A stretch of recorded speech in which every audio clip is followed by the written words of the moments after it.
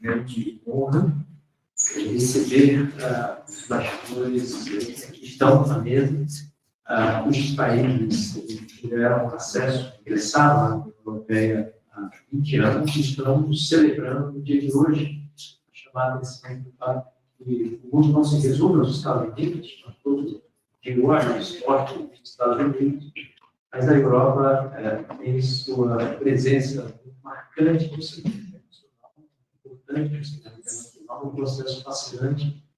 Eu próprio considero a principal evolução acontecida no século passado, a construção institucional pacífica de uma Europa unida, e está há mais de 2 gerações sendo envolvida. Isso é inédito na história europeia. É um arranjo e a prova da capacidade diplomática e de construção de país extraordinário. História fascinante do ponto de vista do analista das relações internacionais. Os que aqui estão falando inglês, português, a nossa ideia é fazer uma mesa redonda. Nunca tínhamos feito uma mesa redonda com tantos participantes ilustres. Não só uma honra, mas também um privilégio para todos nós podermos aprender com os embaixadores.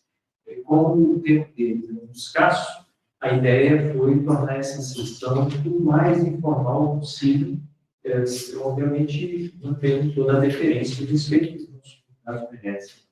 A ideia é realmente ter uma interlocução com pesquisadores e professores e alunos internacionais.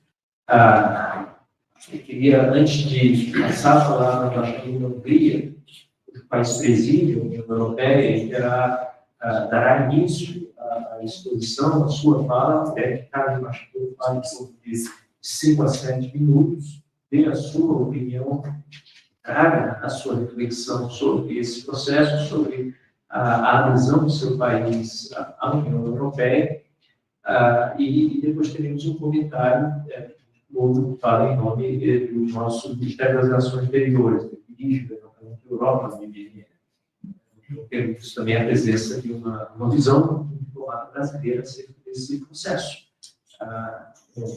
Eu quero agradecer pelo senhor a honra de poder receber.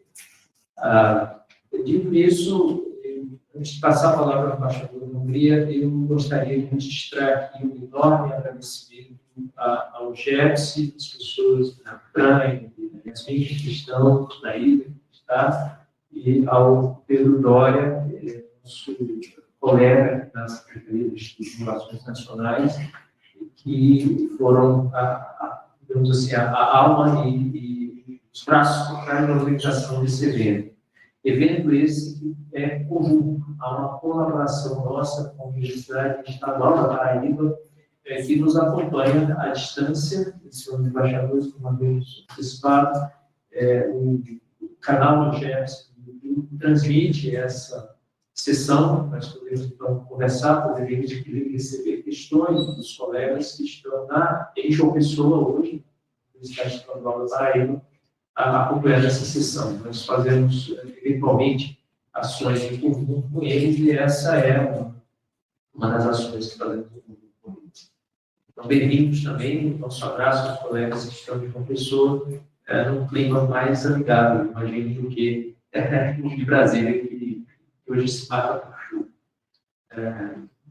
Embaixador, eu passo então a palavra ao senhor, agradecendo a todos, a cada um dos senhores, como disse antes, os senhores já são conhecidos da nossa audiência, a nota biográfica foi colocada à disposição de todos os participantes antes, porque nós achamos que, se fôssemos apresentados, nós levaríamos todo o tempo da sessão apenas apresentando.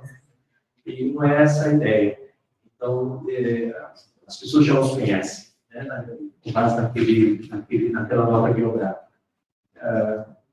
Desejo a todos, então, uma sessão muito instrutiva, muito instigante. Eu tenho certeza que aprenderemos muito ao longo desta manhã e sairemos aqui com as nossas sociedades mais próximas, conhecendo melhor, mais profundamente, e conhecendo melhor nossas visões de mundo. Esse é o nosso intuito ao promover esse evento. Muito obrigado a todos pela sua presença e, muito especialmente, aos embaixadores que nos honram com a sua presença aqui nesta manhã. Muito obrigado, senhor professor, caros colegas. Muito obrigado pela possibilidade. Muito obrigado de ser conosco agora. Prazer falar a audiência conjunta. Espero que vamos ter uma conversa excelente. Não vou continuar em inglês, se me permitem, mais fácil. Eu sei que todos os colegas falam inglês excelente. So many thanks again. As the professor mentioned, I'm representing here Hungary, but I'm also representing the presidency of the Council of the European Union, which is these days it's a more formal, coordinative job in the EU, which every member country exercises for 6 months. The foreign policy of the European Union is being run by the Commission, by the Foreign External Action Service, correct? And I'm going to explain those features of European policies here. But as the title says, we would like to outline you these 20 years from Hungarian standpoint. We have been members of the EU. So Hungary has turned to democracy in 1990. Before that, we had 40 years of communist oppression. And in 1990, we had applied for the membership in the EU right away. It took 14 years to fulfill all the criteria. It was not an easy, not an easy way to fulfill all these criteria. Sometimes it was painful, but it was worth the effort. And in 2004, we had a referendum about joining the EU, where an overwhelming majority, over 80%, voted for the EU membership. And this very high level of support has remained ever since. So the support of EU membership 20 years after is still well over 70%, which is a very remarkable feature, because usually we don't tend to have this kind of understanding in the country. Hungary is as you've seen also in the pictures here outside, it's a small, mid-sized European, Central European country of 10 million people. It's comparable to Santa Catarina, more or less, in size and in population. So that's the size we are talking about here. And to us, it was of strategic importance to become a member of a bigger union. It's not the United States of Europe yet, but there are tendencies pointing in this direction. We can happily discuss this afterwards. But this enlargement 20 years ago with these 10 member states, it was unfortunately 3 of those joining could not be here because they were not represented in Brasilia, the 3 Baltic countries, Estonia, Latvia, and Lithuania. It was the biggest expansion of the European Union up to that date, and it has caused a significant shift within the EU. And back in those days, 20 years ago, it was not that visible, but 20 years after, now we can say that it has shifted the EU more to the east, more to new member states. The EU has become a different geopolitical player, also in the eastern neighborhood.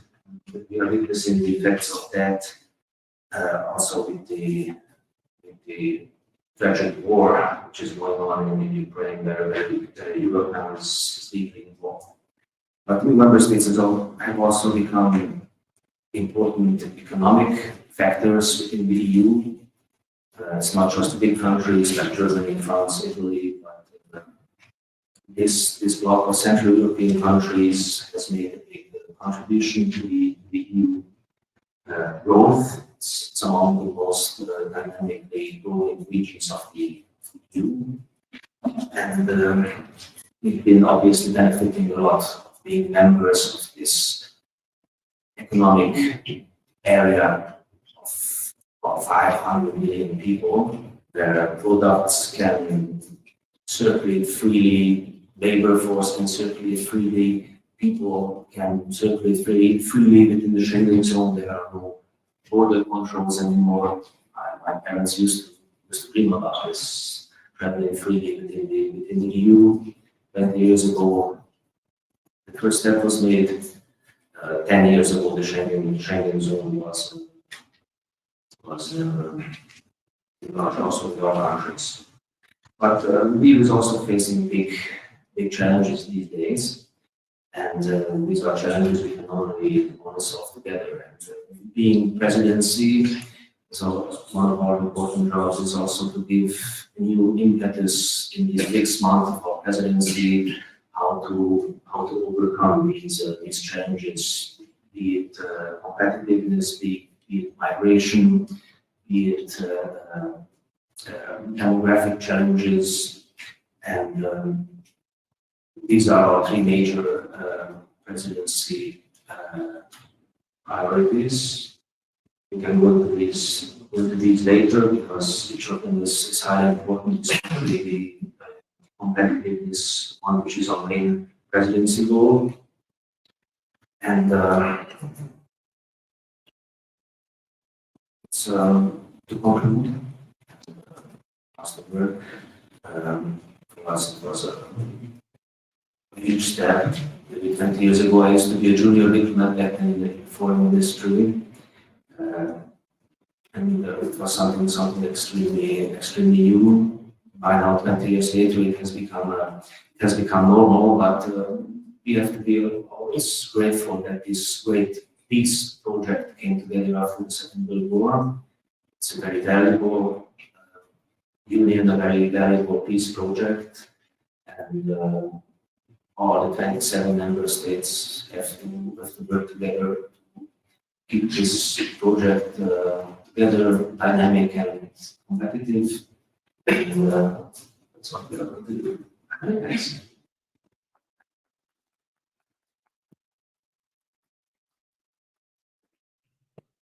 Thank you very much, Ambassador.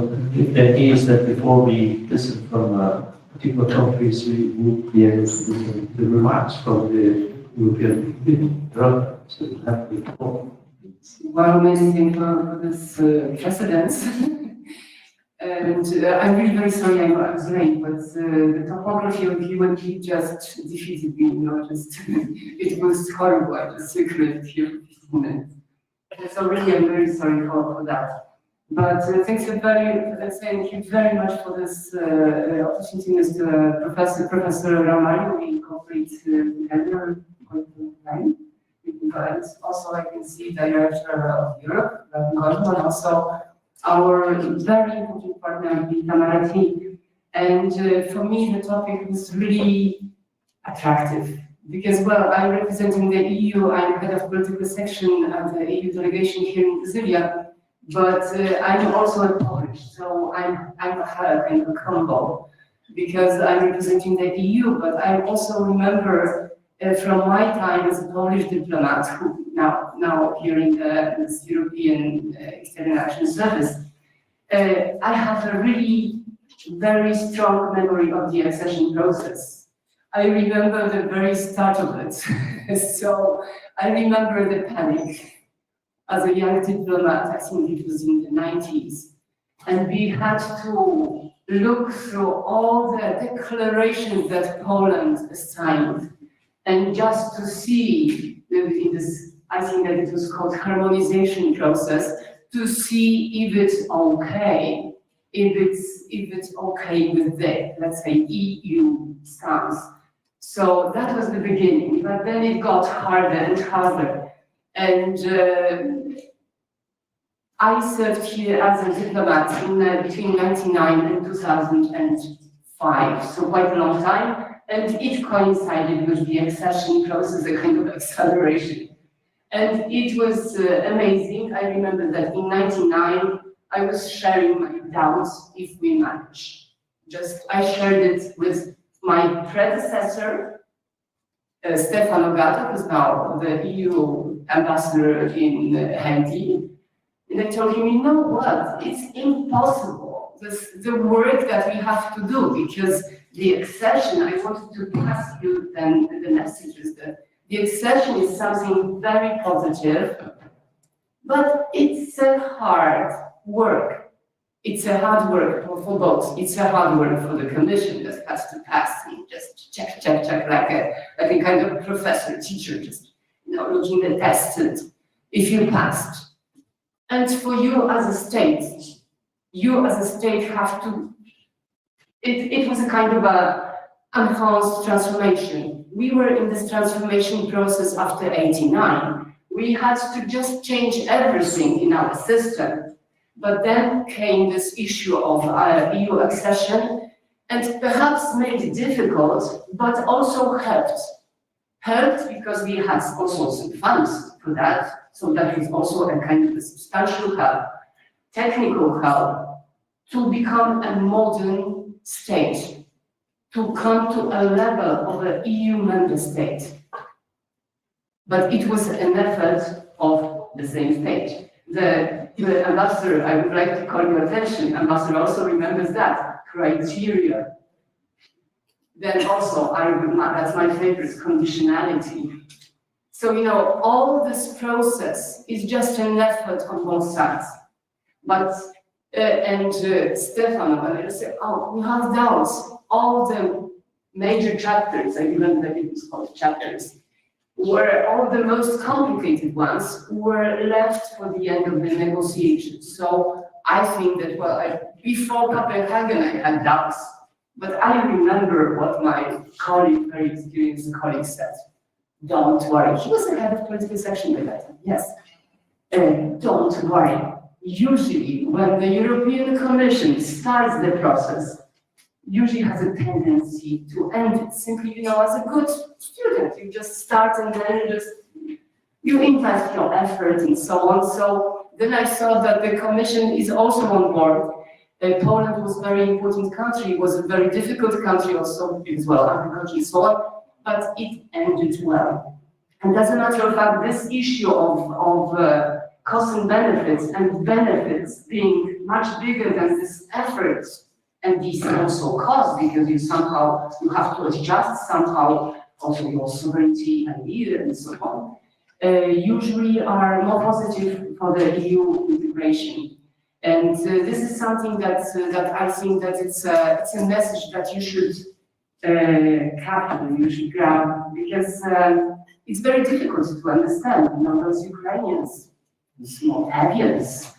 But that's it. They just look at, for example, this special enlargement to the east, historic and so on. You have lots of very high level speeches on that. It meant a kind of a historic unification, but also kind of a highlighted for countries that they thought that they just split forever from the EU. That I think that the Ukrainians, for example, looking at the Polish accession, think, well, more or less like that, like those people there. So we can also think we would like to be kind of a normal democratic, because this issue of being democratic is one of the most important issues. Rule of law is also one of the things, the chapters that is being considered. So you have a kind of a possibility to enter not only the rich club. It's really, someone said that Brazil is the part of the West of values. It's really kind of a symbol of the West of values. A state that is just taking care of, has social policies and so on. They are different in states, but the concept, how you treat your citizens and what's your stance more or less on economy. And also there are lots of things that I would like to call attention to, just ending. I think that European citizens just don't realize how much integration effort is in their lives. It's this integration that is not visible, and this is my top project, favorite project, because I'm discovering it from time to time. And you know, it's I would like to just explain you that, well, okay, as students, you know that we have Erasmus. This Erasmus is just a kind of a beautiful project because it brings us closer. You know, those Europeans that are going somewhere, you spend half a year somewhere, you know, you probably go to Germany, to Spain, to etc. You have to learn languages. But then you start to have contacts with your colleagues from other states, other countries of Europe. And then you get closer. Then you are not a kind of a refrain or hostage.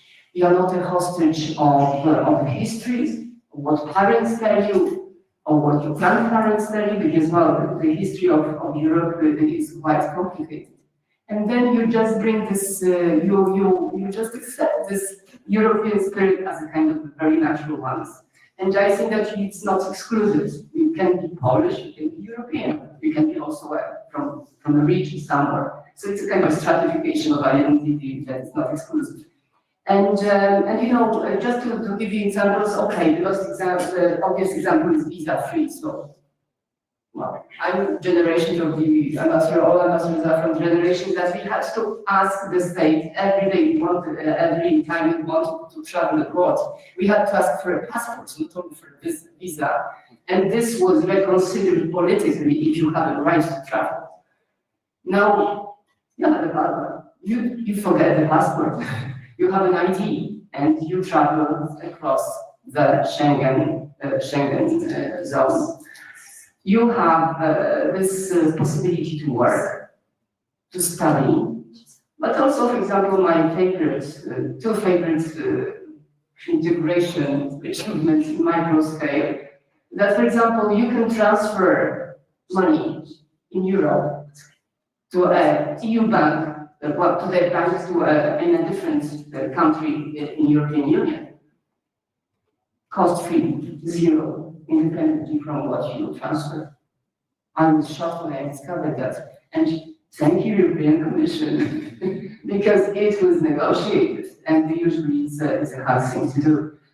And also another thing that's consumer rights. I think that, well, the competition issue and, you know, consumer rights, the business sector, I think that, well, also Claudia mentioned, let's say, don't exaggerate. But consumer rights, for example, that you as a European consumer, you just don't bother, you buy something and you have 2 years guarantee wherever you were, whatever. Well, you just are in a EU country. I just discovered that it's less complicated than here in Brazil, where you have this issue that you can't give back something because it's from a different state, and then you just discover that it's a little bit more complicated. So, as I tell you, it's for also these micro reasons. So, it's not only a political exercise, but it's also a practical exercise that brings concrete changes in a state, at the state level, and at the citizen level. So, at the time being, I stop because I stop much. So.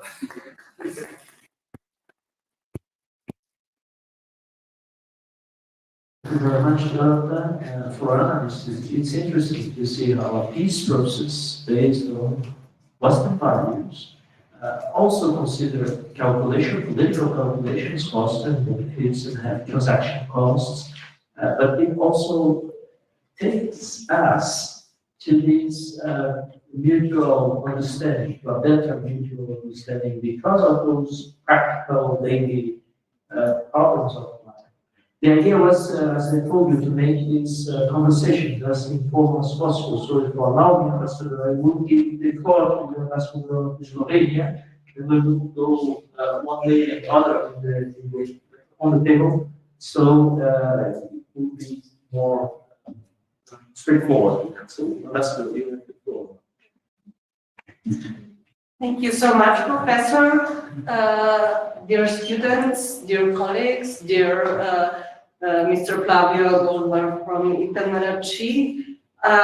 It's a great pleasure to be here with you, to see so many young people in the room who are interested in why we joined the EU 20 years ago, those tiny, tiny countries, as Ambassador of Hungary said. Slovenia is even smaller. It's the size of the state of Espírito Santo. So, and it has about 2/3 of the population of Brasilia. So we are really, really small. And Slovenia, as you might know, was part of former Yugoslavia. And in the 80s were very turbulent 80s in Europe, when changes were starting to happen. We didn't see any option of continuing as a part of the country, which was in its political way, it was a socialist country, not ready for change. So dissolution of Yugoslavia happened in 1991. Slovenia was the first country to proclaim independence, together with Croatia from the country, and it was from the first moment, and even before, it was clear that joining the Euro-Atlantic integrations is the way forward to us. We wanted change, we wanted democracy, and that was the leading thought of all the Slovenian citizens after we made our first country in the history. I remember immediately after the independence, there was war broke out in our country, because not all the states in the area of Yugoslavia were happy with the dissolution of the country. Fortunately, Slovenia had a short war of 10 days, and then the army of the former country retreated to other parts of ex-Yugoslavia. Unfortunately, it was a very bloody war, both in Croatia and in Bosnia, in the beginning of the 90s, which is very far away, but still not far enough for people to forget about it. But to continue with talking about Slovenia, so on the eve of proclamation of independence, our then president said, today we are allowed to dream, but tomorrow it's another day. And we have to work hard. We have to work hard to change. We have to work hard to achieve the democratic standards. We have to work hard to adhere to the values which we share with other European countries, because that was our that was what we were struggling about. That's what we wanted to achieve. So it was one of the first decisions of the new government to go on the path of joining the EU and NATO, because we saw the future of Slovenia in that already in 1991. Path took a very long way, because as Dorota mentioned, and we had to go through all the changes of legislation to democratize the country, to make very, very painful economic reforms, which caused a little bit of unhappiness between the people, but the democratic modern economy is very, very different from the system of economy we had in the time of the socialist country. And we had to do reforms in all the sectors. The tiniest sectors all had to be integrated into the with the EU expectations, with the EU norms, and whole legislation had to be changed.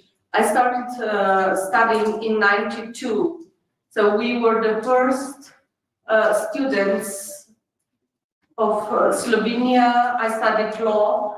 We were the first students which studied the new constitution. We were the students who studied new legislation. We learned from the from drafts of the legislation which were prepared for the parliament to be adopted, because there had to be so many changes done, and that had to be done step by step, and that took quite a long time. We worked a lot for progress in the areas of governance, of economy, of environment, and of course human rights, because human rights were the issue which unfortunately during the former country were not on the top agenda. But you all know, and Brazil, I like that it's one of the countries which values human rights very much, and you do understand how important that is for the life of the people, to know what they are allowed to do, to know what are their options. That was not the case during the time of socialist country. So in the 90s, Slovenia managed to be developed into a very modern state with values, with democratic principles that we wanted. And I remember very well, as my colleague said before, the time when we were invited to join the EU and the referendum. I was at that time in 2003 posted to Moscow, to the embassy, and we had a referendum to join EU and NATO at the embassy. And I remember the happiness when we heard the news that the referendum to join the EU got 90% of the votes, and 2/3 of the people, more than 2/3 of the people voted to join NATO. So, and even whatever Russia may say nowadays, I think it's important to emphasize, in the year 2003, when we joined NATO, there was absolutely no mentioning from Russian side that they would be unhappy with NATO enlargement. That was the narrative that was done quite a little bit later. Slovenia is a small country, as I mentioned before, gained many positive aspects when joining the EU. We joined the EU single market, so instead of having a country of 2 million people, we are having access to a territory of 450 million people, where our companies can export without any export fees, without any customs, and without undue bureaucracy. And we are also a part of the big organization, which is a very important part of the geopolitical influence.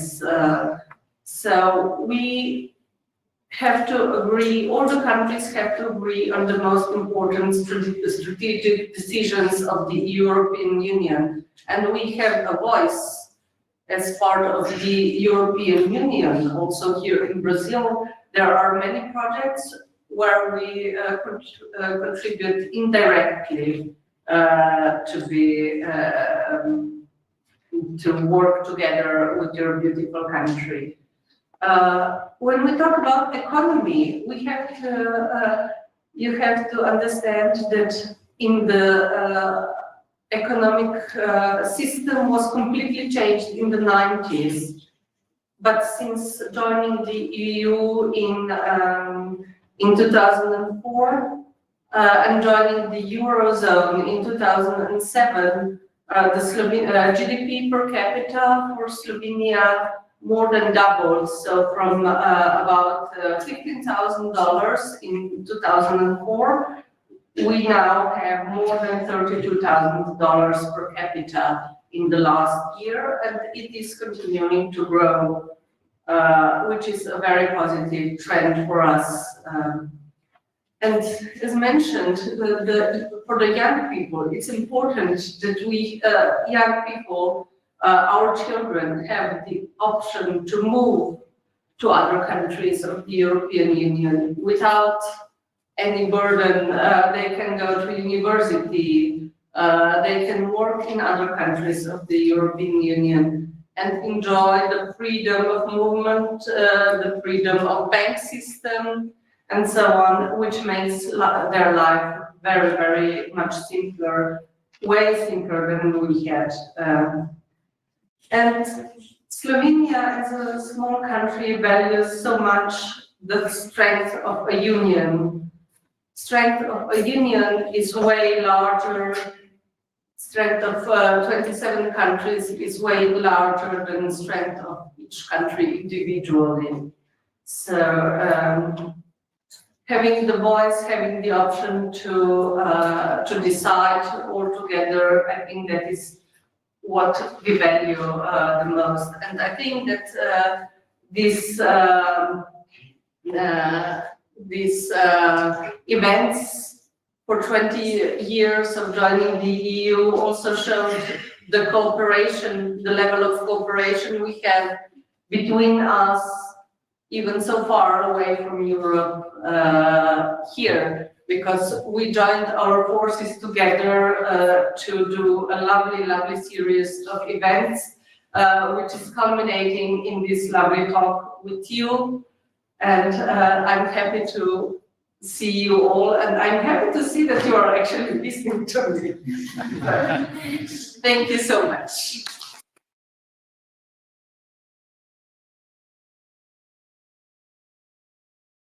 We are all listening to you, very interesting. Thank you for shedding light on issues as important as enjoyment of personal liberties, freedom, and the scale of the economy. Then students can see the connection between our theories and daily lives of regular people. Ambassador Cyprus, you want to go?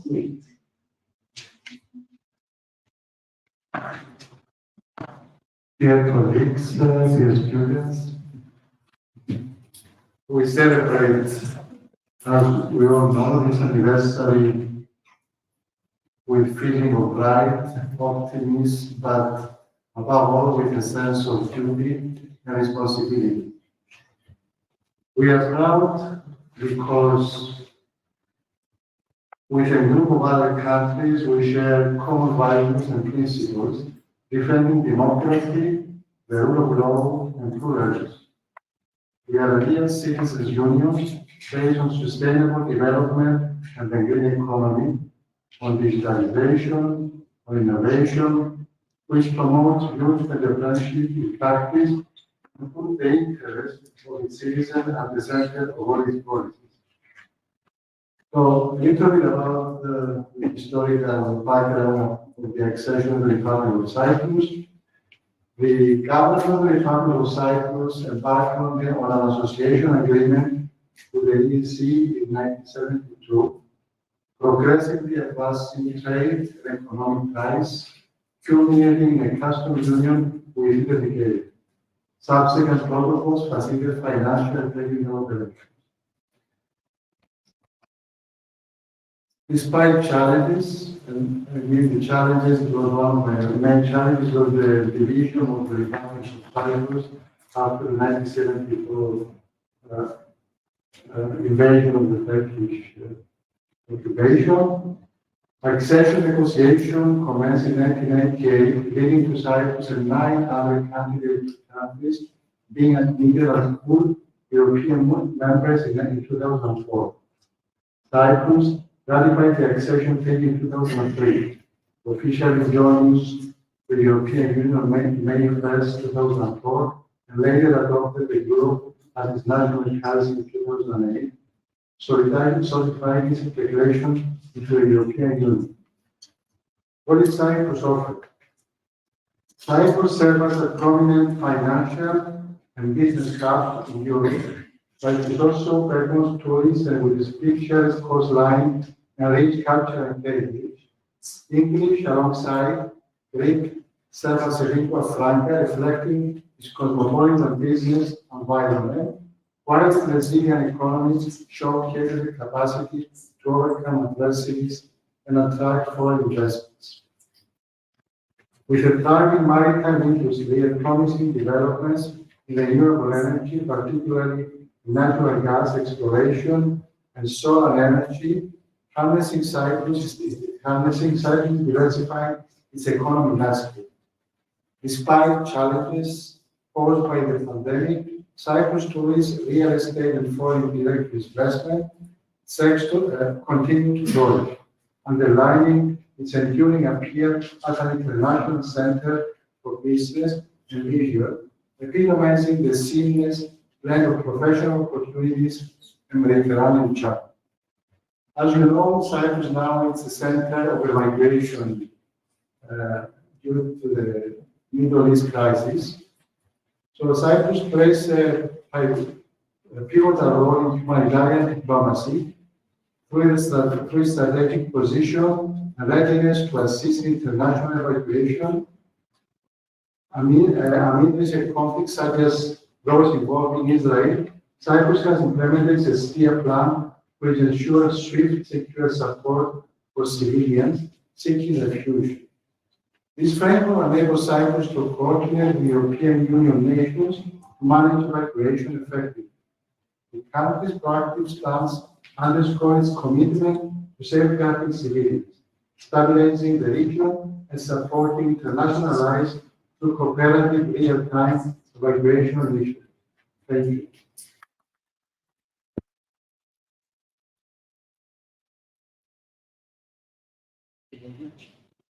Thank you very much, Ambassador. I give the floor now to the Ambassador of the Eslovakia.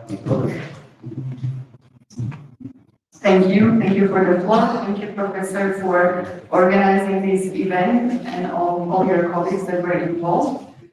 As my colleagues, I am very happy to be here today, and it's really great to see so many young people listening and being interested in what 20 years in the EU meant for us, but I think we can also talk a bit more in the debate what it meant for the EU as well, because the change was in the two directions.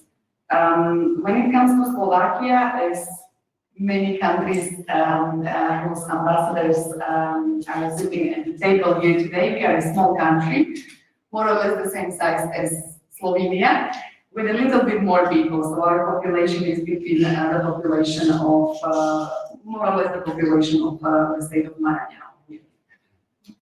And when it comes to our journey, Slovakia used to be, of course, for a very long time, part of empires and different countries.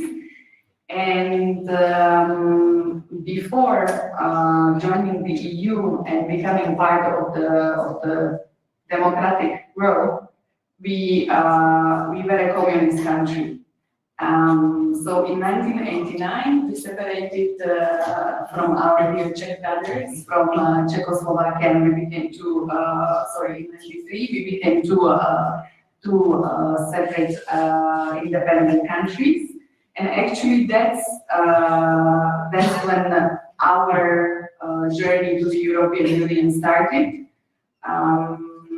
That's in 1993, the association agreement with the EU was signed, and we submitted our application in 95, and the negotiation, the accession negotiations started in 99, and we joined the EU in 2004. So for us, the journey was a little bit faster because we had to make up for the years of a big turbulent political development in Slovakia between 1989 and 92.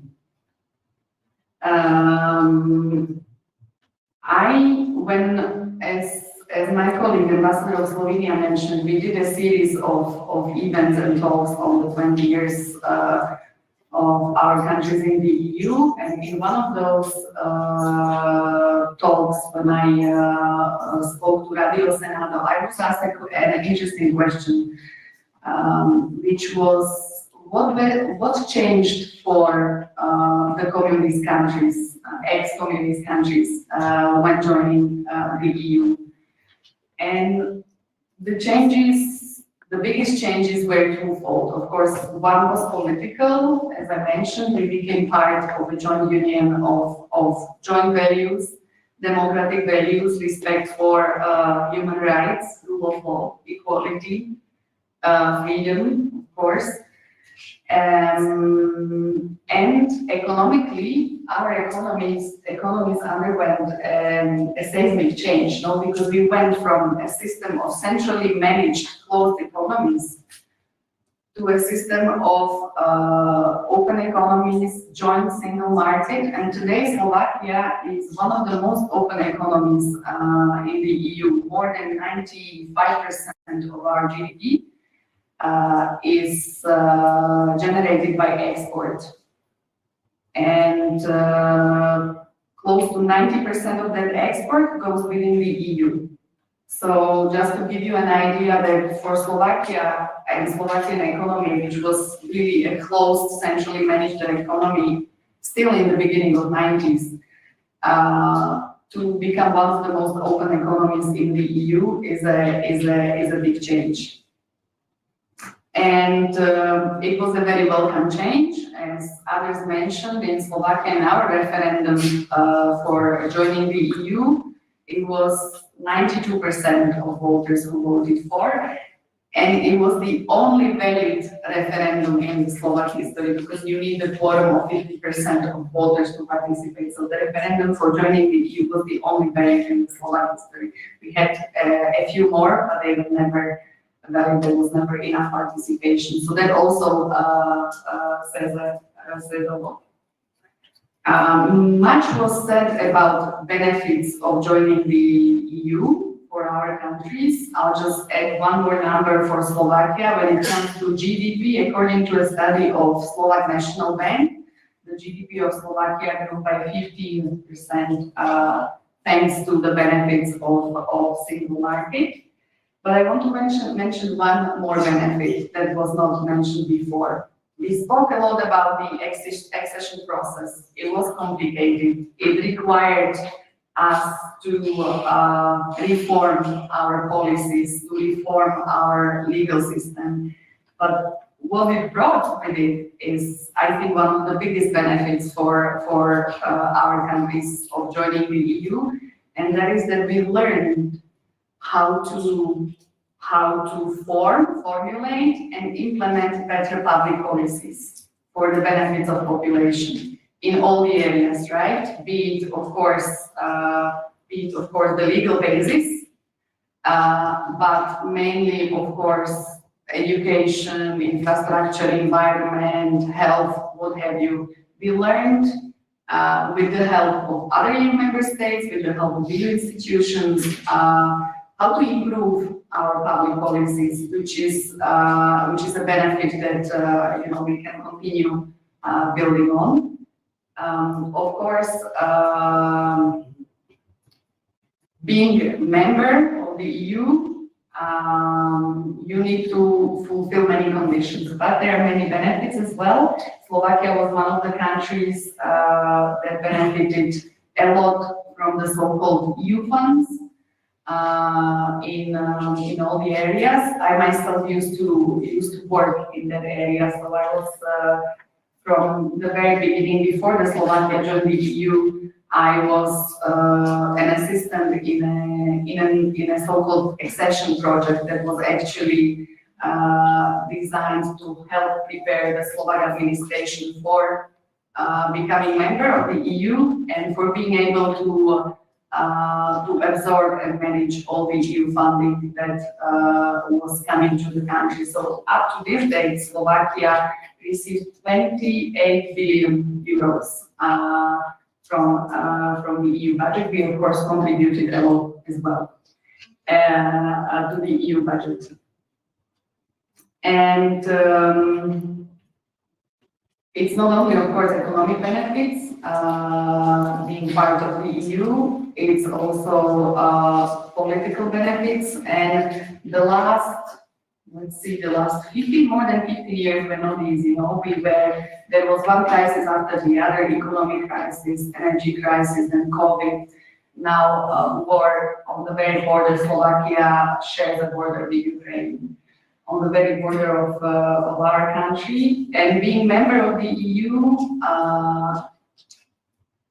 helps us and makes it easier for us to overcome these crises together as being part of a bigger union. So as I said in the beginning, this was describing a little bit benefits of Slovakia joining the EU, and I'll be looking towards, I'll be looking forward towards your questions in debate. Thank you.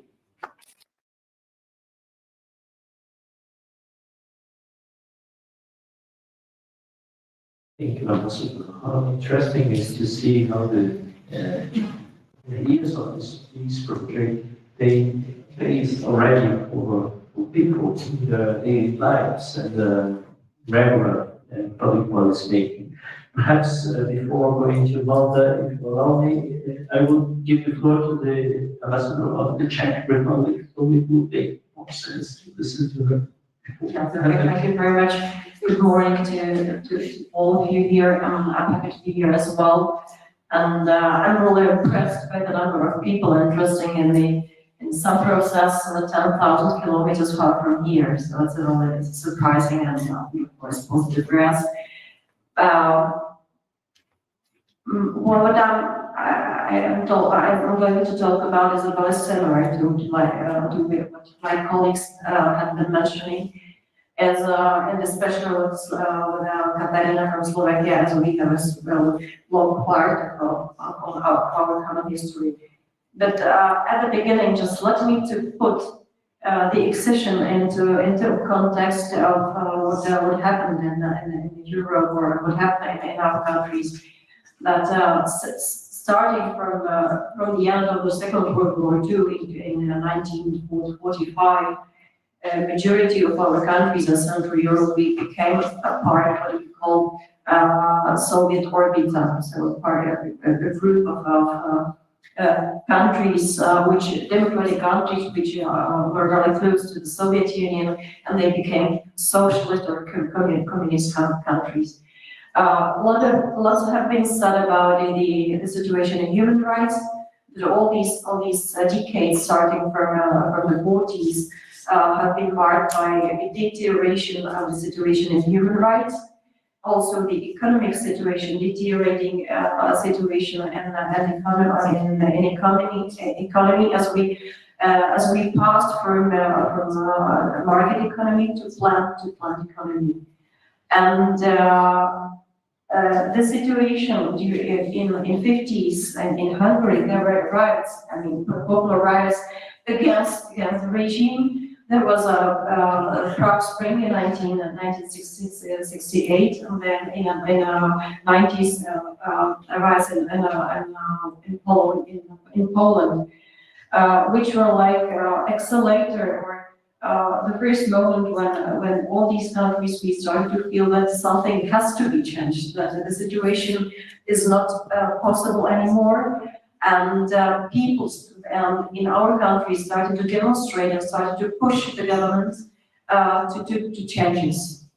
But we have to admit that all these changes which happened in late 80s were not be able without a change in the Soviet Union, the political situation in the Soviet Union, with Gorbachev, perestroika. Then there was a fall of Berlin Wall, And all these events were like the beginning of all the changes of transformation of political and economic transformation of our countries. As Renata was talking about her work for the accession, my case was almost the same. I started to work in the Ministry of Foreign Affairs in we called it the coordination of preparation for the entrance to the European Union. And well, these years, 90s, they were really enthusiastic. We were feeling these changes. And then, of course, when the accession negotiation started and were being done, all the process was harder. It was very difficult and very costly. At the beginning, the decision to start the negotiation was a political decision. Then we had to fulfill many criteria, as had been said here before, and we had to transform the economy. So it was more technical process. But at the end, it was again a political decision, because there were 12 countries and just 10 of them were accepted in what we call the first wave. Romania and Bulgaria has to wait a little bit. So at the end, it was a political decision again. Especially in the case of my country, Czech Republic, 10 million people, the size of Santa Catarina, very small country, very open economy, common history for many years with Slovakia.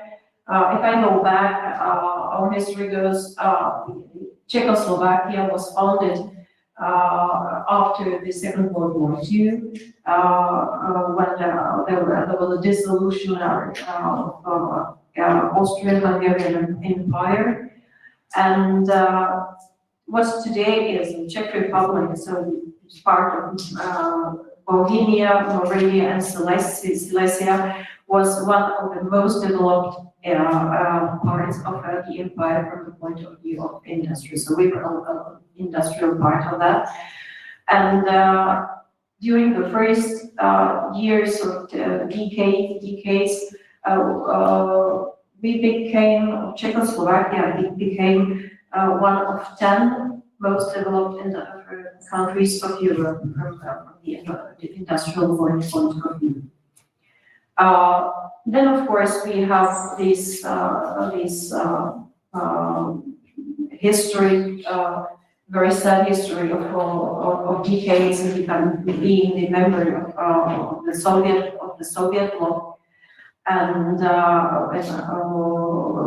for us, the entrance to the European Union or starting the accession, it was the way to be back among the family of democratic countries to which we always belonged. It was a question of gaining strengthening our stability and security, and to be among the countries which had the same values. This is important to say. There was a process of accessing the European Union together with the process of accessing the NATO, which was also the case in many countries. And for us, joining both the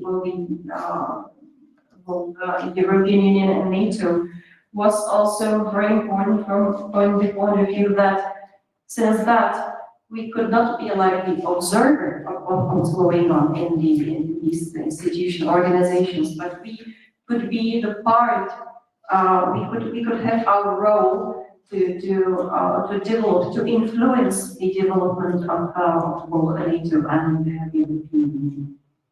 I have to say that there was a certain part of the population in the 90s was against the accession.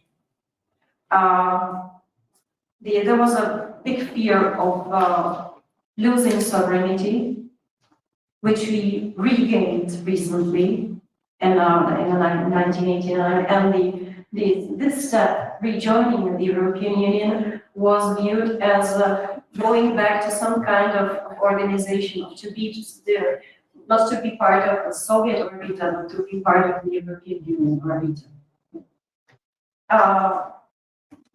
There was also a big fear of losing the ability, losing the competitiveness of our production, of our products, as we were Czechoslovakia was the industrial base of this bloc, and we had to reorient our production and also reorient our exports from east to west in the 90s. Exactly what Katarina said, that a small country, a very open economy, and the exports play an important role. Nowadays, we have like 80% of our exports go to the European Union. What is also important to mention that this fear was also on the side of the European Union, especially of some countries. In the case of Czechoslovakia, it was a fear of Germany and Austria, our neighbors at that time, because they were really afraid of that our labor force, that our people, our workers will invade Germany and Austria, leading to the lack of jobs for their own people, which of course in the years to come was not seemed not to be justified or did not happen.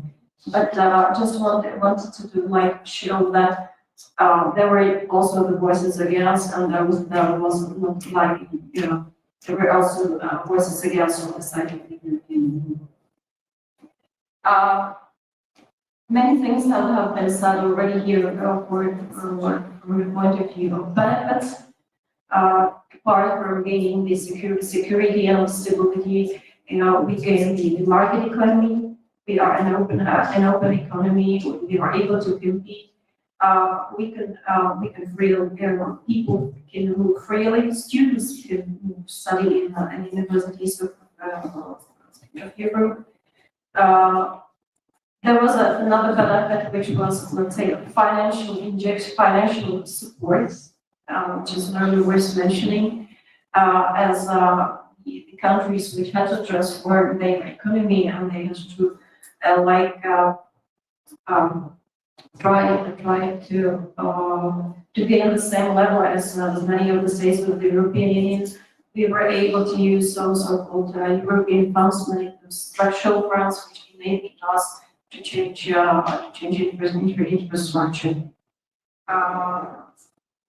So that's of course that even nowadays in present there are some voices against, but in generally our perception of these 20 years in the European Union is very positive. I would like to stop here and open to any questions afterwards. Thanks.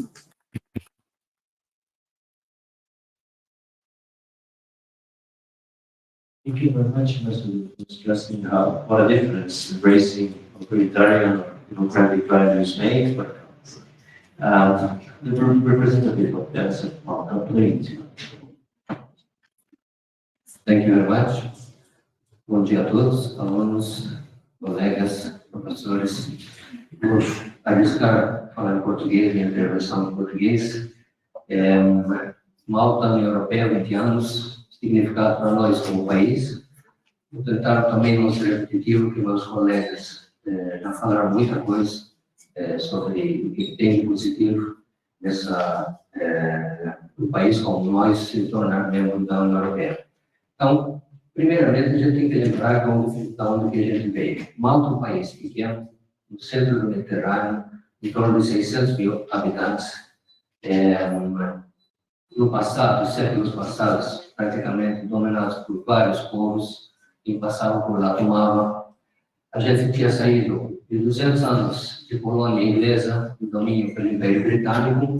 De repente, o nosso país se torna independente e depois vir a República. 40 anos depois de se tornar independente, 30 anos depois de virar a República, a gente decide se ingressar num grupo chamado União Europeia.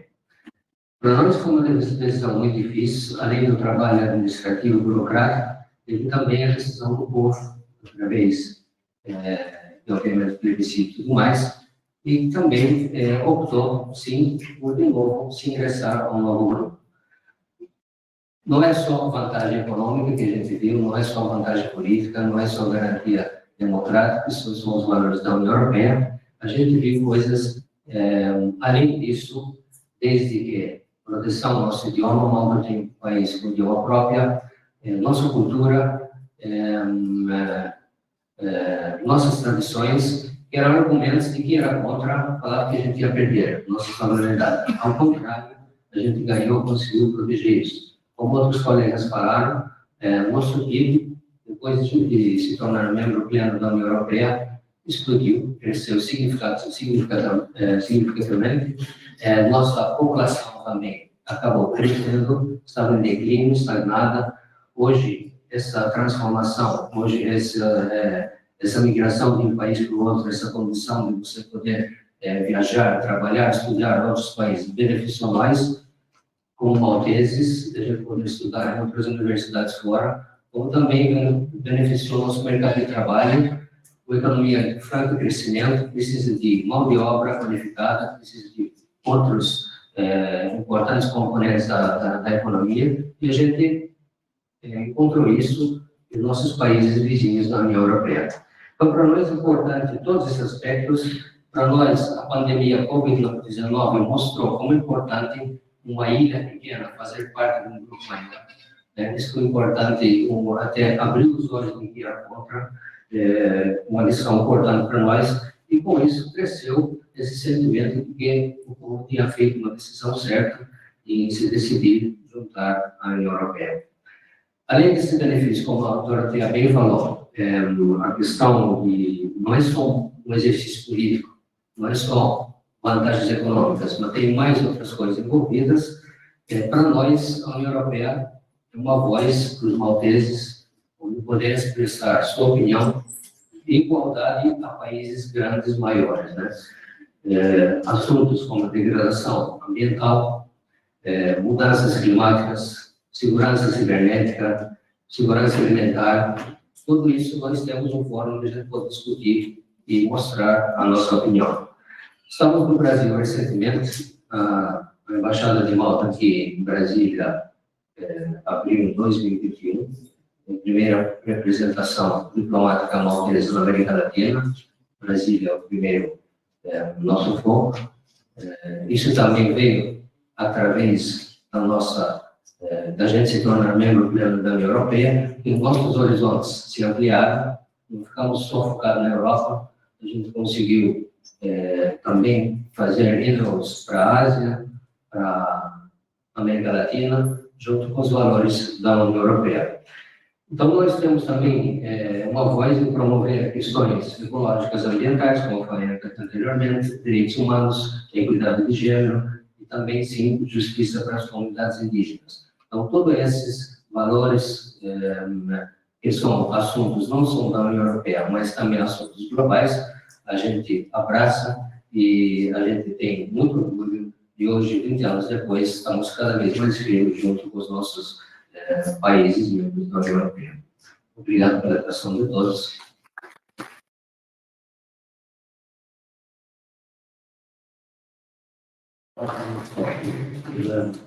De tudo excelente, parabéns. Passa a palavra à equipe de inscrição.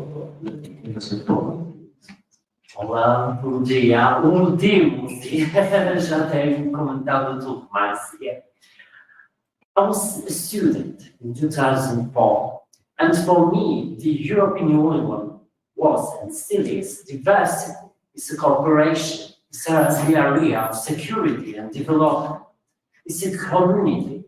Europe's fundamental values are prosperity, equity, freedom, peace, and democracy in sustainable environment. She had and still has some kind of magnetism. Countries want to be part of this organization. We wanted to be part of this organization. And it was a dream from of my parents to be part of this organization. And for us, also, it was revival of local self-government. We received assistance in combating the problem of corruption. And I would like to present also some data, very interesting data, about our economy. Since joining the EU, the structure of the Polish economy has changed. Employment has decreased in agriculture from about 2.1 million people to about 1.3 million, while it has increased in industry from about 2.9 million people to about 3.2 million. Construction from about 600,000 people to over 1 million. And in services, there has been also the decline of unemployment from about 20% in 2003 to less than 5% in 2023. So it's amazing. Now Poland is one of the fastest growing countries in the world since 2004. So I was part also. Young boy in 2004, reading about freedom of studies. I wanted to travel in Europe now, and it was possible. So, I'm sorry. So I had, yes? Yes. I totally agree with my colleague Dorota, and yes, it was an amazing journey with a lot of very hard work. But without hard work, you can't obtain the success. Thank you very much.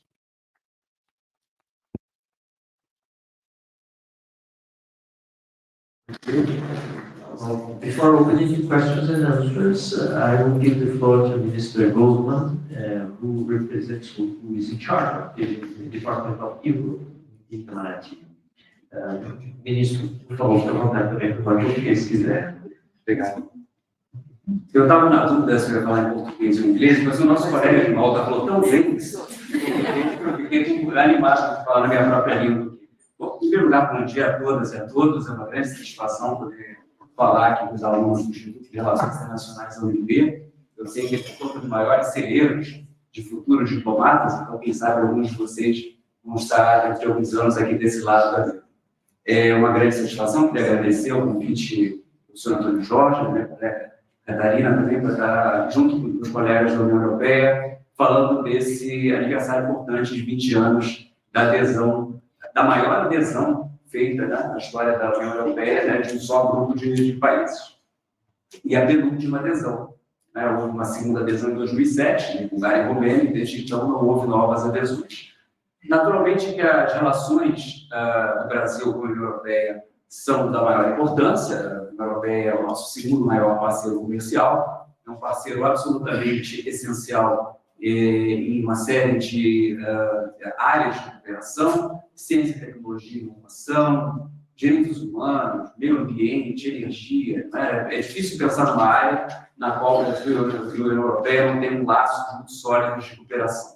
Mas eu queria chamar a atenção aqui para um ponto, e eu acho que esse ponto foi suscitado em diferentes intervenções aqui ao longo dessa manhã, que é a questão dos valores públicos. Nós compartilhamos com a União Europeia um conjunto de valores, e eu diria que a democracia, o Estado de Direito, os direitos humanos estão no topo dessa cadeia de valores, e no momento em que cada vez em que a luta pela democracia, o combate ao extremismo, né, o combate a diferentes ameaças ao Estado democrático é uma das maiores prioridades na nossa política externa, não só da política externa, mas da política interna também. Naturalmente que poder compartilhar esse conjunto de valores com a União Europeia é algo da maior importância para a nossa política externa e para a nossa diplomacia.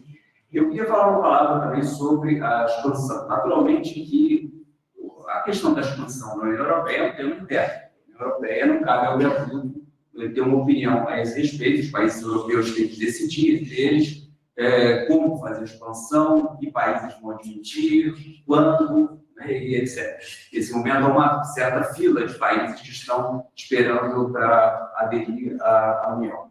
Mas, naturalmente, que dentro desse espírito que eu comentei antes, de um conjunto de valores, naturalmente, quando você amplia a sociedade de países que fazem parte desse conjunto, que defende valores democráticos, que defende os direitos humanos, naturalmente que isso é um desenvolvimento positivo para o Brasil dentro do sistema internacional. Então, eu queria encerrar por aqui, porque eu entendo que vai haver perguntas.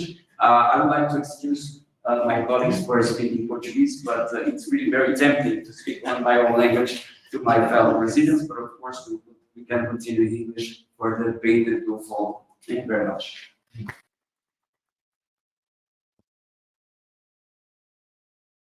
Obrigado, ministro. A ideia era fazer, de fato, um bilíngue, o evento de embaixadores. Digo isso porque aqueles que quiserem fazer as perguntas em português, fiquem à vontade. Se houver alguma dificuldade, a gente pode auxiliar na tradução, mas os embaixadores já estão aqui a tempo suficiente para entender o português falado devagar e claramente. Portanto, a palavra está aberta. Por favor, apenas identifique o seu nome. Ao microfone aqui com a Yasmin. Bom dia, eu sou Paulo Filho e estudante do doutorado aqui em IREL. We are here celebrating 20 years since your countries joining to European Union. However, the next 20 years depends on facing the challenge today. And the invasion of Ukraine, the Russian invasion of Ukraine is a very huge challenge. We have a real possibility of Ukraine lost 20% of its territory. Will Russia stop there? What will your countries do to facing this challenge? Thank you very much.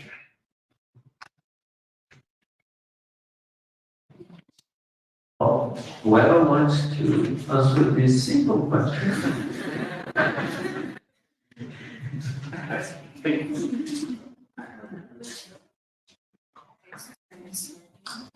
Yes. The first one is the bravest one, yeah.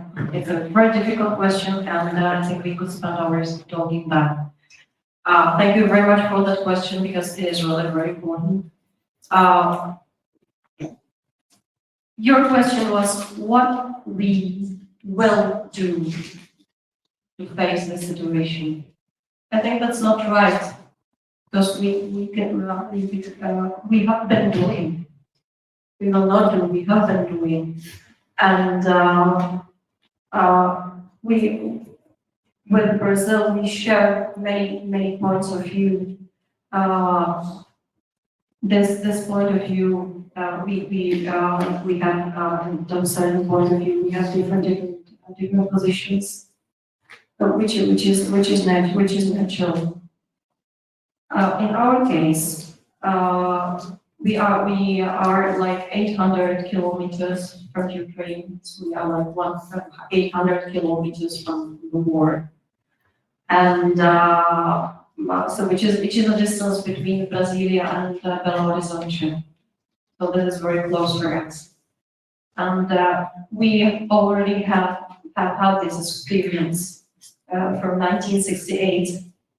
When the armies of Warsaw Pact invaded Czechoslovakia at that time. So we know very well how it is when we are occupied by foreign armies. And that's why we strongly support Ukraine in its fight. And we proclaim it openly, and we do what we can do for Ukraine to win. We support Ukraine politically and militarily by aid, by financial aid, by military aid, and we are one of we start the initiative, we just sort of the initiative, which is the initiative to gain the initiative to support Ukraine and Ukraine army. But of course, this is a very big question. We do not know the answer, but you are completely right. We are afraid that if Ukraine loses its territorial, it loses, Russia will not stop. Thank you. Thank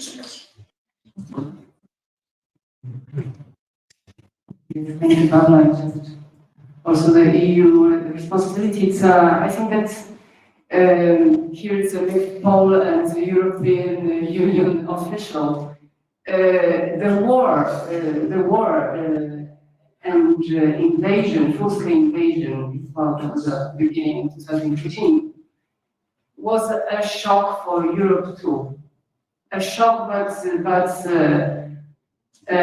without expected perhaps by the invader result, because we somehow managed to maintain the union, and we managed to have position that is the EU position on such an important thing that it's our security threat.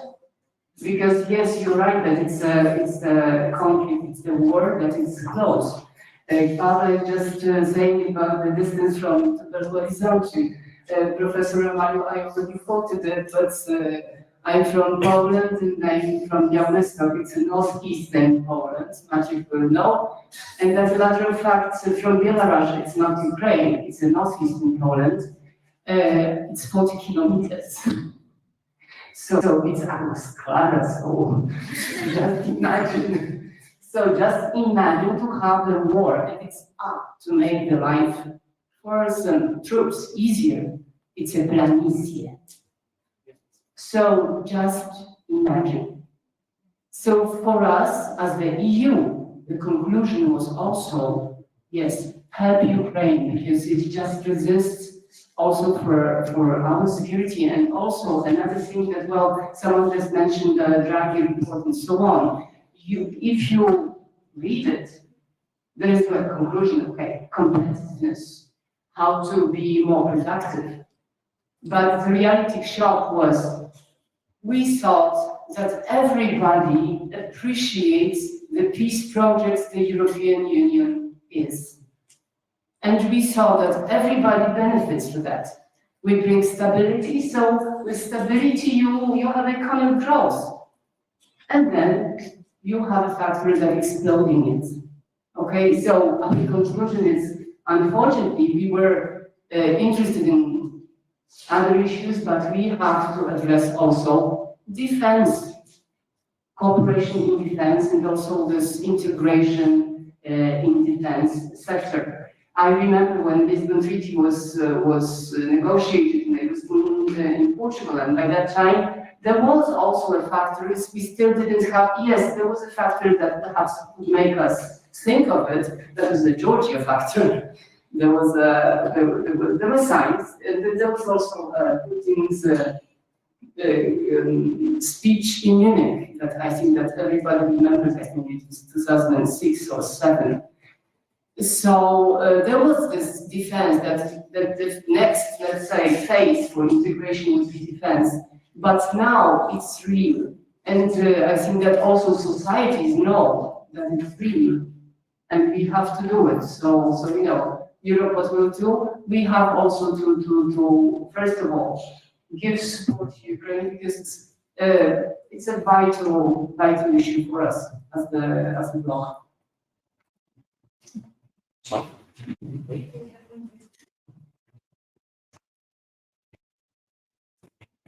Good morning, everyone.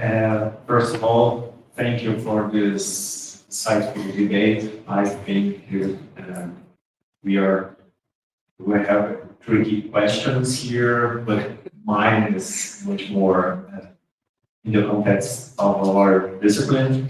I'm Aloysio. I'm a doctorate student here at the University of Brasilia.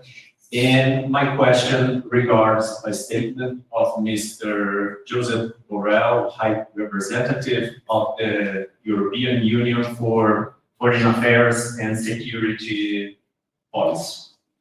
he stated in a recent interview that we live in a more and more multipolar world. But multilateralism is in retreat. With that said, we indeed are living in this increasing multipolar world, but the approach between countries seems to be in decline. And well, with all that said here today, it seems a paradox. How do you, what advices do you do for countries like Brazil or Global South countries in this context? Wow. Thanks a lot. It's really a pleasure to come with your boss. Yes, that's a very comfortable. So I think that is the boss. It should be.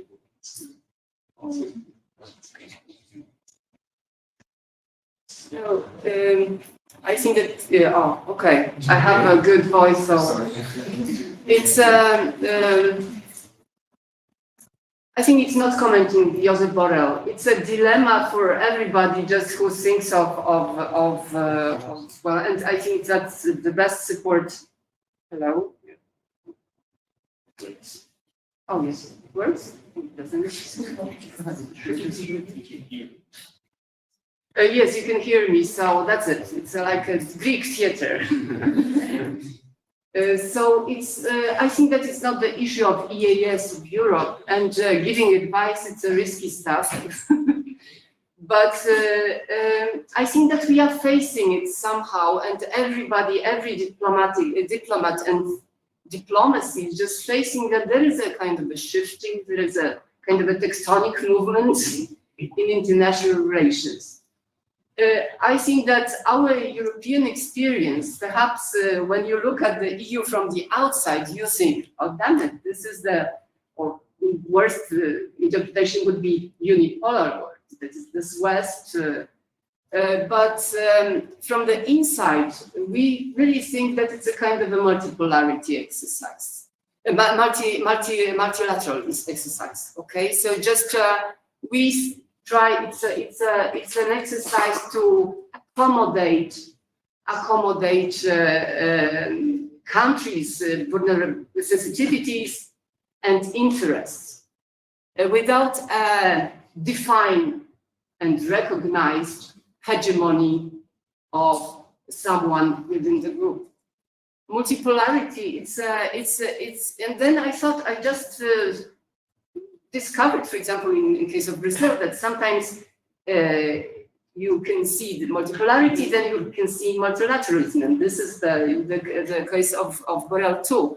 There are lots of concepts that I discovered, also Latin American ones, that's about Brazil, that active non-alignment, multi-alignment. So, you know, lots of things, lots of concepts of how to defend your interest, in how to pursue interest, perhaps not defend, because defend it seems that it's an attack, but how to pursue your interest and how to pursue your policy. And I think that it's not what we would give advice to Brazil.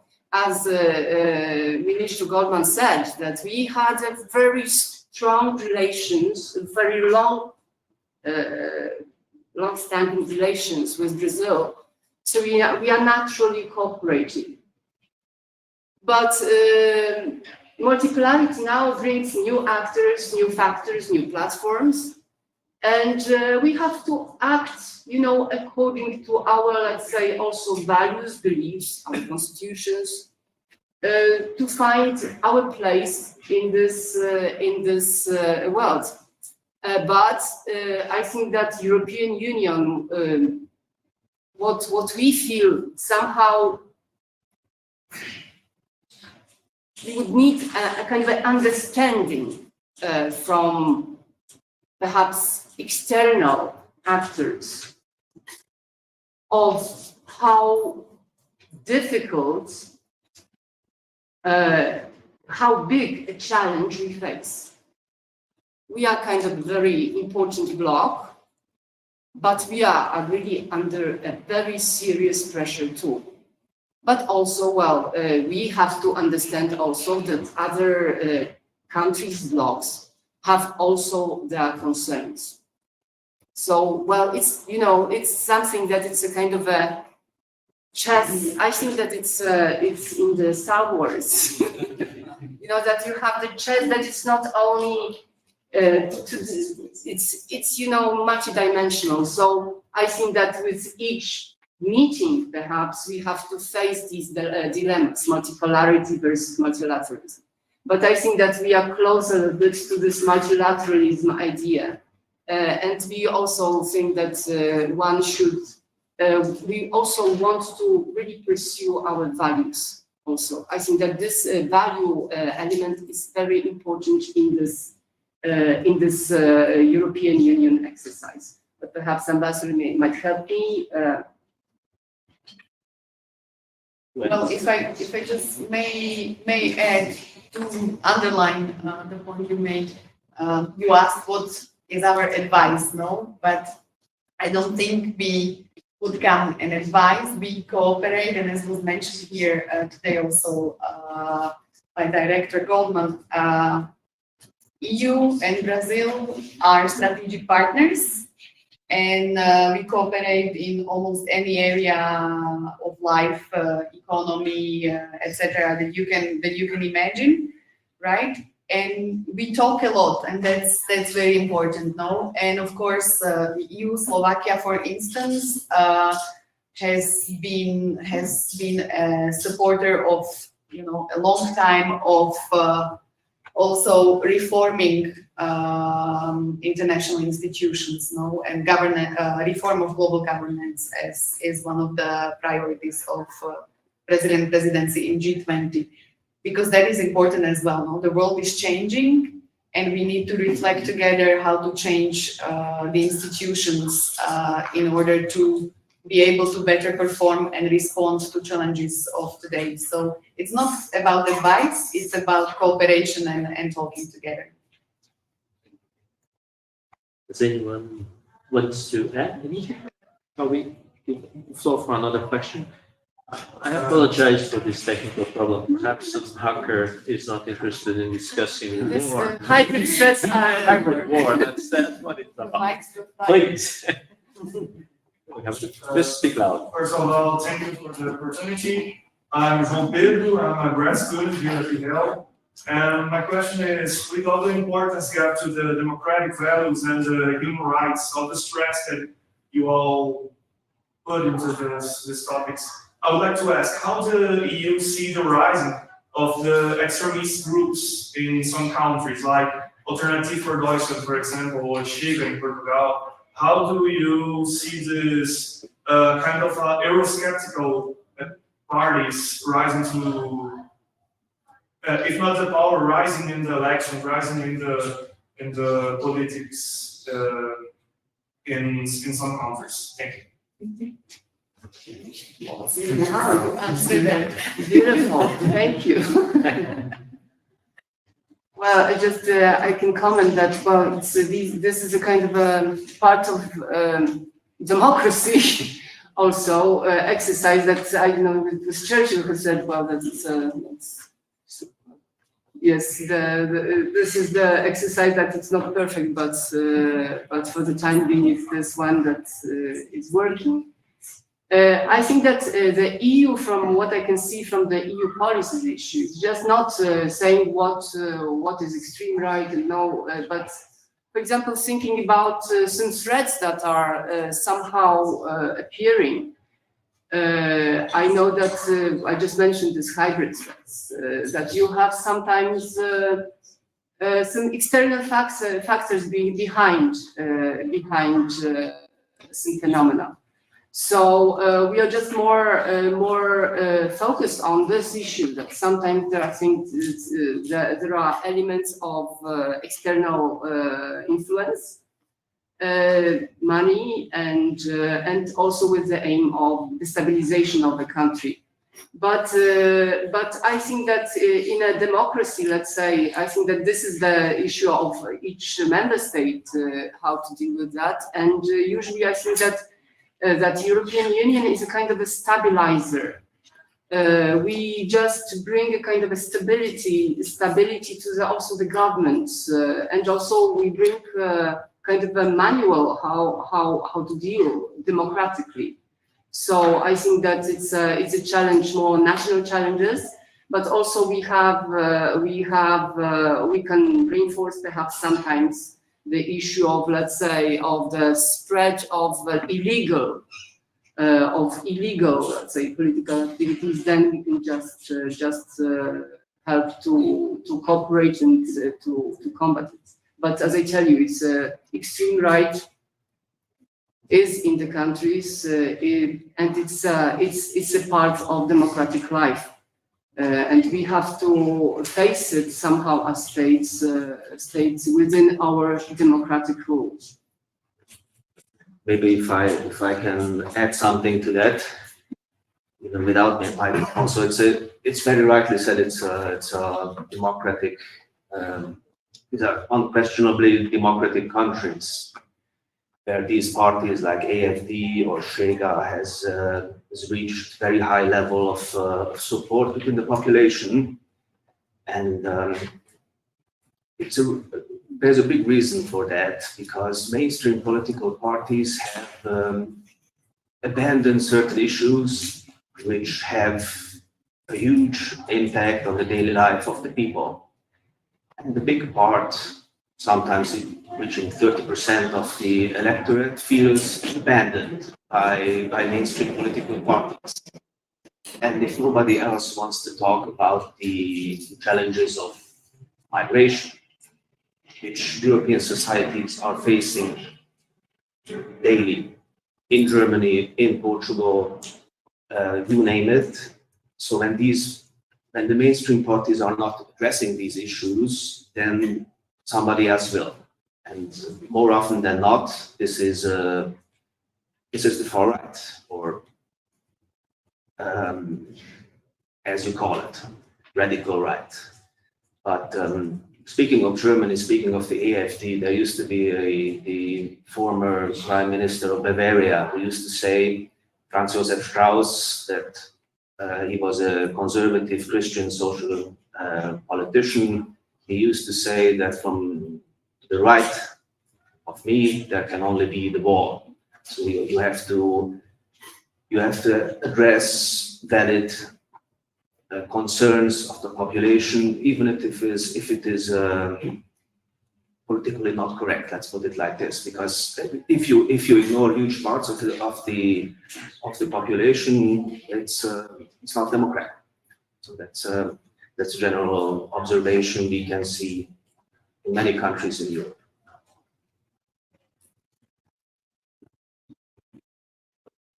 Any other questions? We would have time for one more time. Like maybe I was trying to contain myself because I would like to leave the floor to my colleagues who are the stars here. But I would like to make a few comments on different issues that have been raised. I think they are of interest. First of all, Ukraine is always a very big issue. We could spend maybe the whole day speaking about it, but just to qualify a bit one thing that was said by my friend Pavla about the differences of positions between Brazil and the EU, or Brazil and the Czech Republic. Just to clarify that, of course, that maybe there are differences, but we coincide in a fundamental thing that Brazil do see the invasion of Ukraine as a violation of international law. And we have expressed this position very clearly in the United Nations. We voted in the resolutions that condemned the invasion. So it's very important that we state this very clearly so that there are no doubts about our position. It is a clear position. And of course that we believe that a diplomatic solution should be found to Ukraine. And that's basically our key position, the position that has been presented by our president, by our minister, and in different fora. And we are now exploring with other like-minded countries what are the possibilities that we have to find a peaceful solution, a diplomatic solution to the situation in Ukraine. I'd like also to make a brief comment about the multipolar world, addressing this will be really very brief. I think that both Brazil and the EU are not interested in the deterioration of the global strategic goal. We don't want to see another Cold War. We don't want to see another big powers competition. That's why, and now I'll just make some propaganda for the EU-Mercosur agreement. We do believe that this agreement is beyond a trade, a simple trade agreement. It is a strategic tool for the EU and Mercosur to face the future together. That's why we are very hopeful that our negotiators are working very hard so that we can maybe have an agreement, final agreement in the near future. I'd like also to address the question of the far right and the responses, and I think that my good friend Miklos has raised a valid point. Immigration is an important question, and it should be addressed in the political debate in Europe, in Brazil, and in other countries. The question that we should ask ourselves: do the far right parties, extremist parties, are providing are putting the right questions and the right answers?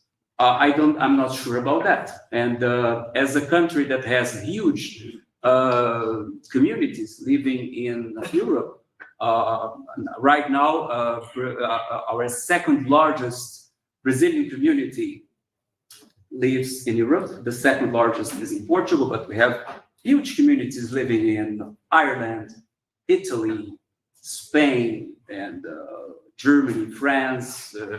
So we are following with concern these trends of the rise of the extreme right. And we believe that the migration issues should be addressed in the political debate, but not by discriminating the immigrants, not by saying that the immigrants are the fault of, are responsible for all the problems, not to criminalize migration. Every migration is a fundamental right. Everybody has the right to migrate if they are facing an economic difficult situation, or if he's facing a war. It is a fundamental right. Of course, that this has to be done, and this, I think, with this, we coincide with Hungary and all countries in a regular way, according to the rules. But we should not criminalize migration. Brazil is a country of immigrants. I think that some of you may descend of immigrants, and we will always favor a debate about migration that do not discriminate, that do not put in risk our communities in Europe and everywhere else. So I believe these were some important points that I would like to point out to my fellow colleagues, ambassadors, and to the students. Thank you. And in regard to the EU-Mercosur agreement, it also illustrates the importance of perseverance and patience in international affairs. So we have a final question. Yes, well, thank you. Sure, yeah. My name is Isabella Rocha. I'm a PhD candidate here at the University of Brasília, and I'm also a member of GEPSI.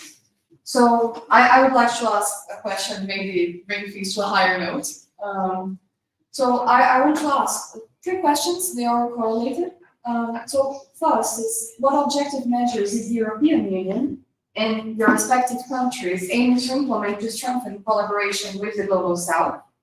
And in this sense, well, in your perspective, what role does Brazil play in establishing these ongoing and upcoming collaboration protocols? And finally, well, beyond our shared values, democracy, human rights, the Western values as you all put it here, what is it in the Global South that, as we say it in Portuguese, brings a focal to your eyes? What warrants cooperation in the first place? What is it that you truly, truly desire from the South? Thank you. Thank you. Yes. Truly desire cooperation. Well, just what I can just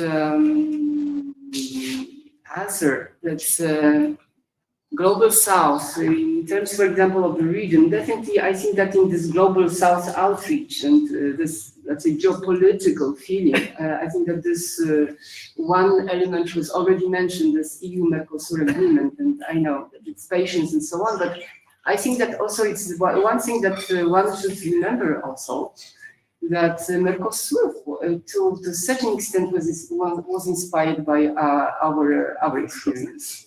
And it's also kind of a, brotherhood, sisterhood, I don't know, this here.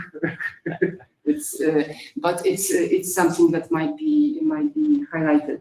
So, EU-Mercosur, that might be something that kind of a booster for our relations, and also, as Mr. Goldman said, that it's not only economy, just very important to highlight that it's not only a free trade. This is a very crucial element that we should just have in mind. We have also some projects that are kind of enhanced investment. It's now being kind of negotiated, mapped, and so on. For example, Global Gateway project. You can just find some infos on our sites. We are now just thinking about the kind of strengthening our links, because you have to make this cooperation a little bit more concrete. And also, well, just we are now also in full operation with Brazil. G20, it's a very big issue, and we are cooperating also within this format. But our challenge also bilaterally, beyond also this bi-regional EU-Mercosur agreement. Also, we're just relaunching a strategic partnership with Brazil, relaunching the summits, because, well, strategic partnership we already have, but we want to have, to give a kind of additional impetus to our contacts, because I think that this is this. We have to have a good, substantial dialogue on things what interests us and what interests our partners, and see how we can cooperate. So perhaps it's a comment from my side. The Global South is too big for my, let's say, vision. So I just my comment was more related to the by-region relations. Is any of the authorities would like to add to that? Hopefully more. Just want to add, the situation right now. Generally, yeah. That what we see is a big difference. Well, Brazil is a very important region for the global ambitions, and we are very happy that during these last 2 years, with the ambition of highlighting this coming back for Brazil to the world, our response was that we are okay in Brazil. But many of our countries, we may say all, in the last 2 years, we have been renovating our relations to Brazil, to the Brazilian government, and we have been increasing the number of our cooperation, of our delegations, of our visits, and I think this is what is important for us, that we start the cooperation with Brazilian government, with the Brazilian Minister of Foreign Affairs. In our case, it was very obvious. We had the visit of our Minister of Foreign Affairs this year, which was a boost for our bilateral relations, and we expect to have our Prime Minister visit here next year. So I think that the importance of Brazil is very clear, that it is that this is also for us as Europeans. Thank you. Yes. May I add? Generally, I would say we can learn a lot from each other. I spent my entire career so far in Europe. I had a very Euro-centric way of thinking. And when I arrived last year in Brazil, it was a game changer for me. I mean, it's a completely different view of the great questions of our age, be it climate change, be it peace or war, be it trade. So it's exchange of political views, fostering dialogue. That's not just a phrase. That's extremely important. That's also my personal experience, and also on a different level, learning from each other. It's also on the university level. I mean, exchanging students. We have a scholarship program in Hungary and Brazil, and you can make a lot of friends this way. Coming to study to Hungary, then returning to Brazil, and it's a mutual thing to bring here students to study here. It's also a very important tool there to avoid this kind of Eurocentric way of thinking. It's my line of work, in our line of work, it's extremely important, and I believe it's also going to be very important in your line of work, dealing with international relations. To always see it also from the other side. Importance of empathy. Correct. Well, we are ready to receive foreign students, and our students are really used to look at Europe. They aim at going to Europe more than anywhere else. We have a final question, and if you allow me, I also have a final question, but please. Thank you so much, Your Excellencies. My concern is about U.S. elections. You are not alone. Former President Donald Trump has criticized NATO's banning and had less commitment to traditional alliance, and you also criticize the European Union and put tariff on European goods, and as view European Union with a lot of skepticism. And once he said that European countries were taking advantage of US economically, and I want to ask you, are you concerned, or are your countries concerned, and European Union concerned about Donald Trump winning elections?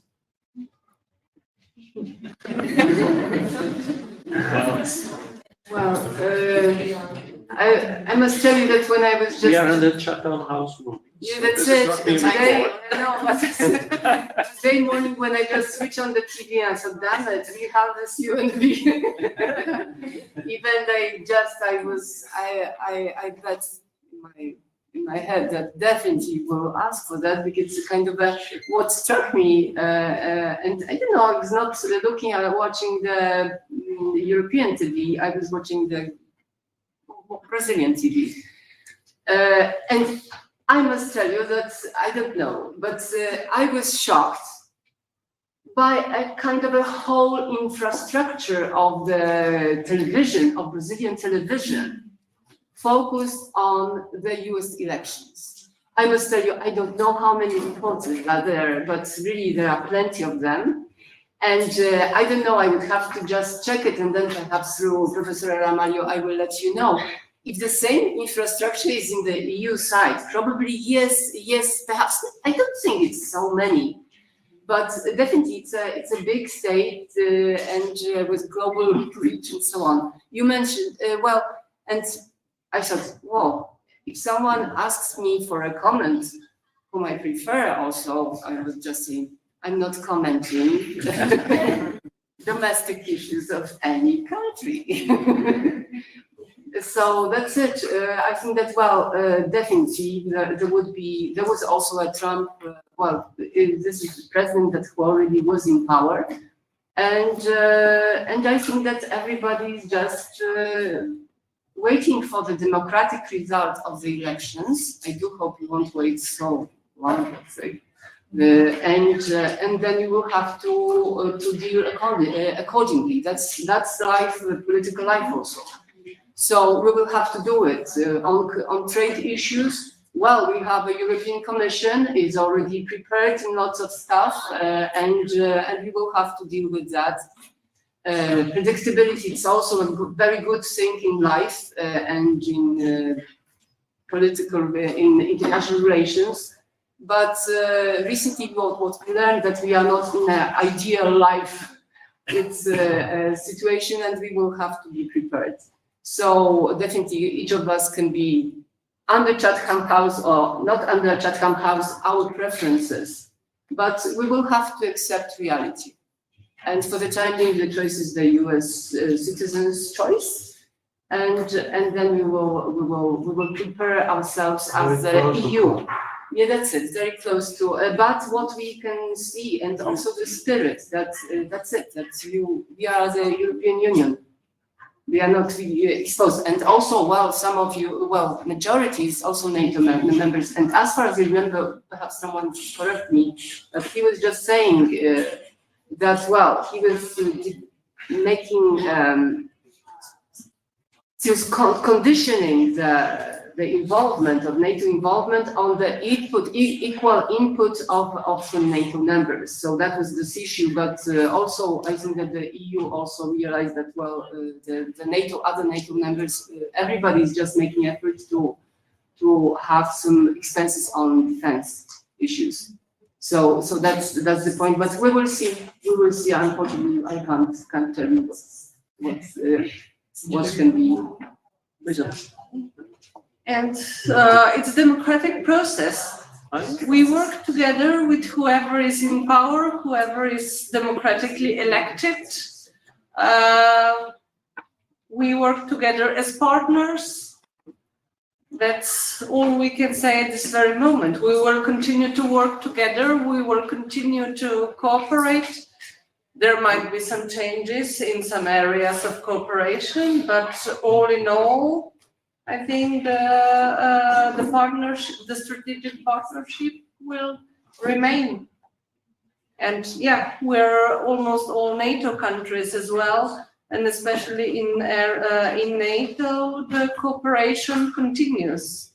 It's also in NATO, each country has one voice in most of the most important decision making. So if one country is against, it will not go on one project. So that's important. The dialogue, the communication to continue. No, because at the end of the day, we are all democratic countries with democratically elected governments. The people have spoken, will speak. That's all we can say.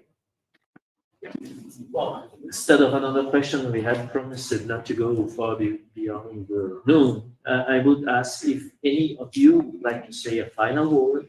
I would like to express my gratitude and our gratitude for the privilege of listening to you, learning from you, from this magnificent peace project, which the EU is. So if we want to have a final word, perhaps you. Yeah, I was not preparing for a final thoughts. It's lot of responsibility now, but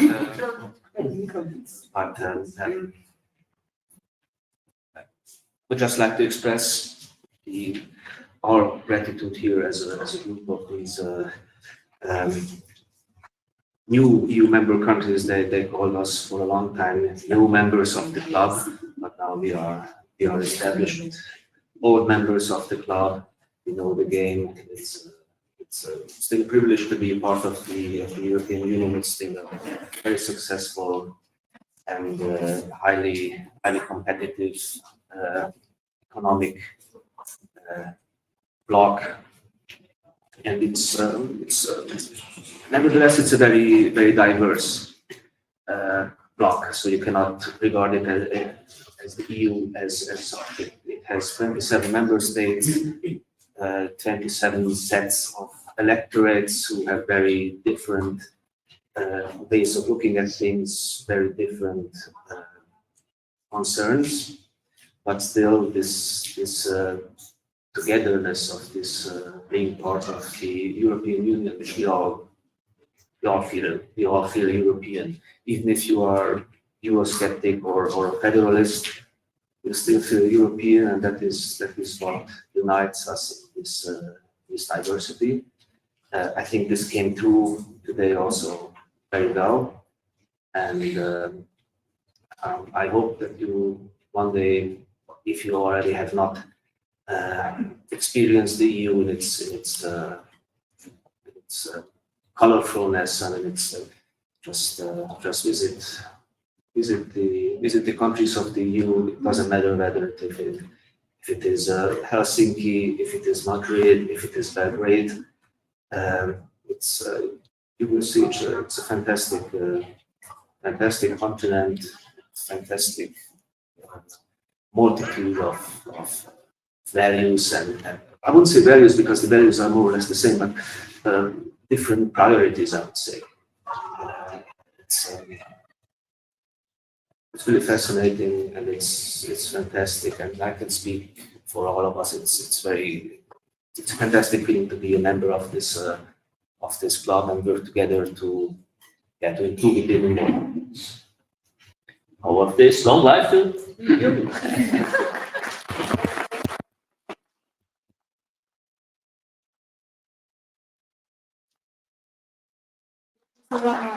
Doesn't know that he just quoted Ursula von der Leyen after her speech in European Parliament.